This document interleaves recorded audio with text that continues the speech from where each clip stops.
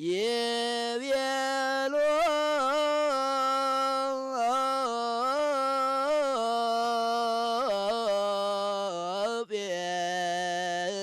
ጴጥሮስ በስመ አብ ወወልድ ወመንፈስ ቅዱስ አሃዱ አምላክ። በመላው ዓለም የምትኖሩ የኢትዮጵያ ኦርቶዶክስ ተዋሕዶ ቤተክርስቲያን ልጆች ሁላችሁም በያላችሁበት ጽንፈ ምድር እንደምን ከረማችሁ? የእግዚአብሔር ሰላምታ በያላችሁበት ይድረሳችሁ። ዛሬም እንደተለመደው የመጽሐፍ ቅዱስ ጥናት ኦሪት ዘፍጥረትን ነው የምንመለከተው። ኦሪት ዘፍጥረት ሰባተኛው ምዕራፍ ባለፈው ስድስተኛው ምዕራፍ አይተናል። አሁን ሰባተኛው ምዕራፍ ነው የምናየው። በዚህ በሰባተኛው ምዕራፍ በአብዛኛው ያው ሁላችሁም የቤተክርስቲያን ልጆች እንድትረዱት የምንፈልገው ያው ተመሳሳይ ታሪኮች ስላሉት ይሄ ከምዕራፍ 6 ጀምሮ እስከ 9 ወይም 10 ድረስ ያለው ከኖህና በኖህ ዘመን ካለው ጉዳይ ስለሆነ ነው አጠር እያደረግን የምንገልጸው ተመሳሳይ እንዳይሆንባችሁ ብለን ነው። በእያንዳንዱ ግን ምዕራፍ ያለውን የብቻ እያስቀመጥን ያለ ነው። በዚህ መንገድ ሁላችሁም እንድትረዱትና እንድታዳምጡን በእግዚአብሔር ስም እየጠየቅን ምዕራፍ 7 እንመለከታለን። ለዛሬው ምዕራፍ 7 ላይ ስንመለከት በእንተ ማያይህ ማለት ፍልውሃ ማለት ነው፣ ወይም ከሰማይ የወረደ ፍልውሃ ነው። ፍልውሃን በነገራችን ላይ በየተረጓጓማቸው ሊቃውንት ገልጸውታል። አንዳንድ ሊቃውንት በምድር ያሉ ውሃዎችን ሁሉ ነው ወደ ፍል የቀየራቸው። አንዳንድ ሊቃውንት ደግሞ ከሰማይ ፍልውሃ ወርዶ ይላሉ። ያን ስንተረጉመው ግን የሚያስታርቀን አንድ ነገር አለ። በዚህ በመጽሐፍ ቅዱስ የትርጓሜ ፍልስፍና ትምህርት ፍልስፍና አለው። ዓለማዊ ብቻ አይደለም ፍልስፍና። መጽሐፍ ቅዱስም የፍልስፍና ትምህርት አለው። ለምሳሌ ተፈጥሮን እነ ሄኖክ እነ ዕዝራ ሱቱኤል እነ መቃብያን ሌሎችም ይፈላሰፋሉና በአንድ ስነ ፍጥረት ላይ እጅግ መራቀቅ መፈላሰፍ ያለ ነው እና በዚህ በፍልስፍና ፍልውሃ ሲጀመር ዝናብ የሚዘንበው ከሰማይ ሳይሆን ከምድር ነው ይላሉ ሊቃውንቶቻችን። ያ ማለት ከሰማይ ሳይሆን ከምድር ነው ዝናብ የሚዘንበው ሲባል የሚዘንበው ከላይ ነው፣ ግን የት ነው ምንጩ ሲባል ከምድር ነው የሚመነጨው።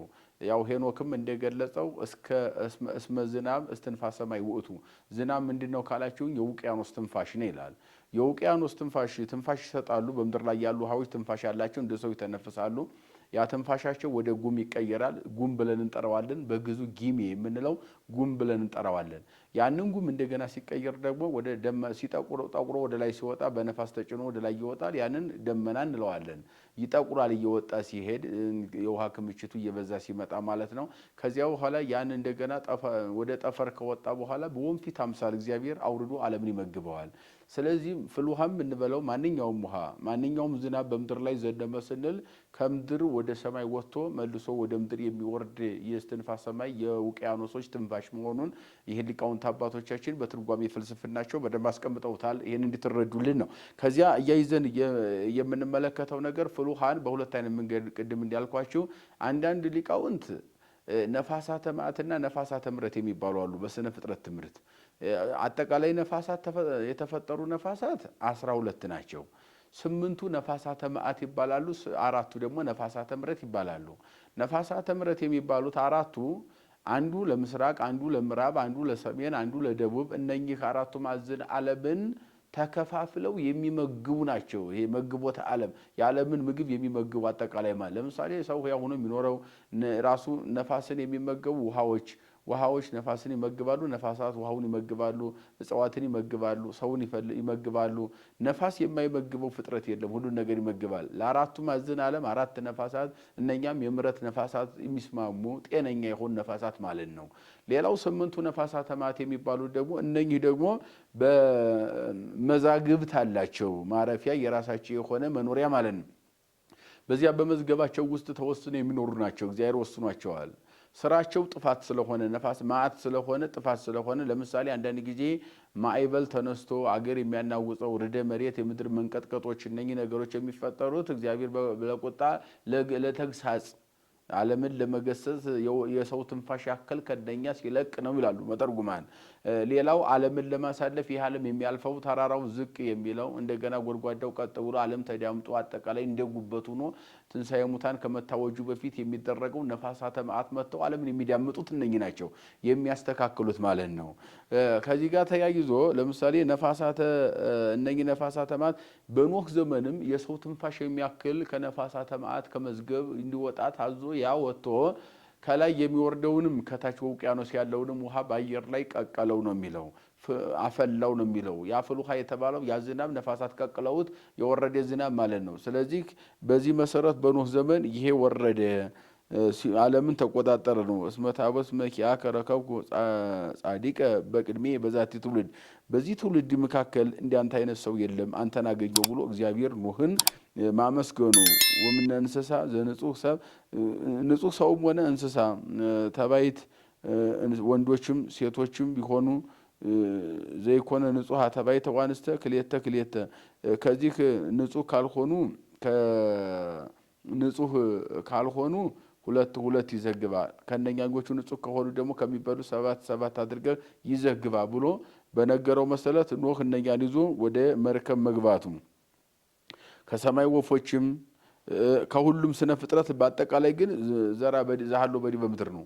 በምድር ካሉ ዘሮች ሁሉ በአጠቃላይ ከነኚህ መካከል ይዞ መግባት እንዲያለበት እግዚአብሔር ለኖህ መንገሩ ነው። እስመ አዲ ሰቡ ሞአል አመጽ ዝናመ ላይ ለምድር 40 መዓልተ ወ40 ሌሊተ፣ 40 መዓልት 40 ሌሊት በዚህ ምድር ላይ ፍል ውሃን አዘንማለሁ ብሎ ለኖህ መንገሩ ነው። 40 መዓልት 40 ሌሊት ያለ ማቋረጥ በምድር ላይ ዝናብ መዝነሙ። ወገብረ ኖህ ኩሎ ዘአዘዙ አምላኩ እግዚአብሔር፣ እግዚአብሔር ያዘዘውን ሁሉ ኖህም አደረገ። እንስሳቱንም አራዊቱንም ሁሉንም ነገር ይዞ ወደ መርከብ መግባቱና በመርከብ ላይ እግዚአብሔርን እያመሰገነ ልጆቹን የልጆቹ ሚስቶችና ሚስቱ አምዛራና ራሱን ይዞ በዚያ ውስጥ መኖር መጀመሩን በዝርዝር ይህንን ያስረዳናል ማለት ነው።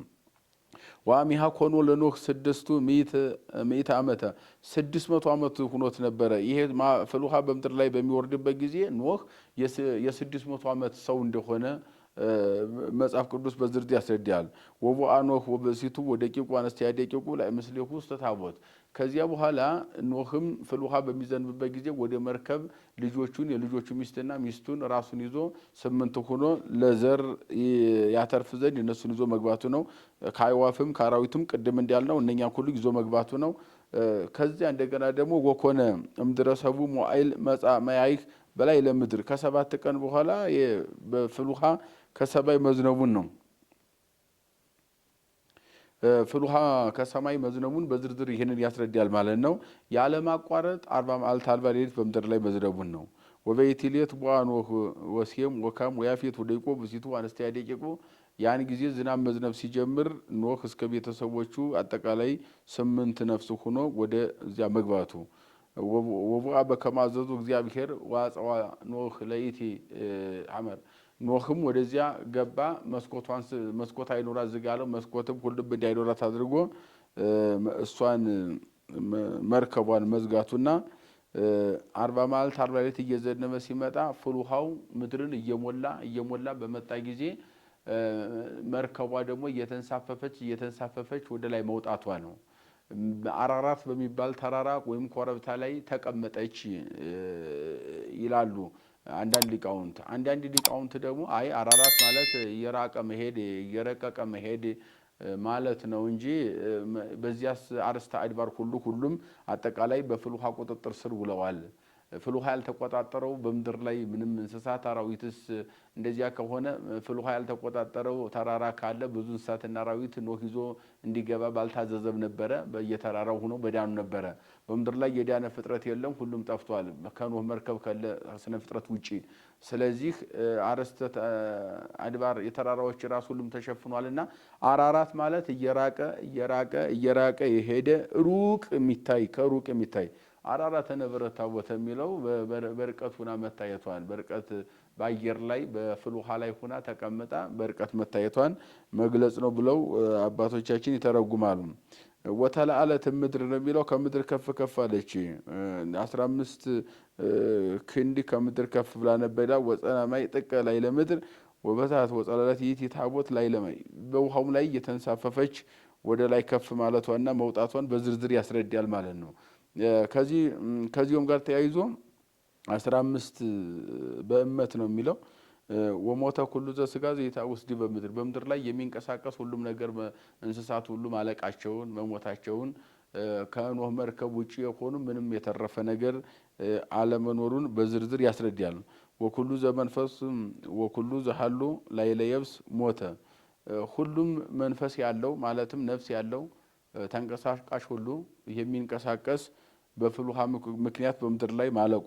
ወተደምሰሰ ኩሉ ዘይታወስ ዲበ ገጸ ምድር እጓለሚያው እስከ እንስሳ በምድር ላይ የሚንቀሳቀስ ከሰው ልጆች ጀምሮ ማንኛውም እንስሳ በምድር ላይ መደምሰስ ወይም ማለቁን መጥፋቱን መሞቱን በዝርዝር ያስረዳል ማለት ነው። የሰማይ ወፎችም ቢሆኑ በምድር ያሉ አራዊትም ቢሆኑ እንደው መቴተ ሰማይ መልዕልተ ምድር ብሎ ስለገለጸው ነው እንጂ በሌላ አገላለጽ አዕዋፈ ሰማይ በክንፍ የሚበሩ ዓለምን የሚቀዝፉ እንደገናም ደግሞ አሳተ ባሕር በባህር ውስጥ የሚኖሩ አሳዎች አሳ ጉማሬዎችን የመሳሰሉ እንደገና እጽዋቱም ጭምር ፍጥረታት አጠቃላይ ተንቀሳቃሽ ብሎታል። ዘይታወስ ማለት የሚንቀሳቀስ ስነ ፍጥረት ሁሉ በአጠቃላይ በፍሩሃ መጥፋቱን በዝርዝር የሚያስረዳን የመጽሐፍ ቅዱስ ክፍል ነው ማለት ነው። ይህንን በዝርዝር ያስረዳንና ኦሪት ዘፍጥረት ምዕራፍ 7 በዚህ ይጠናቀቃል ማለት ነው። የመከረን የገሰጸን ያስተማረን የሰራዊት ጌታ እግዚአብሔር አምላካችን ከፀሐይ መውጫ እስከ ፀሐይ መግቢያ በፍጥረታት ሁሉ አንደበት ስሙ የተመሰገነ ይሁን። ይቆየን።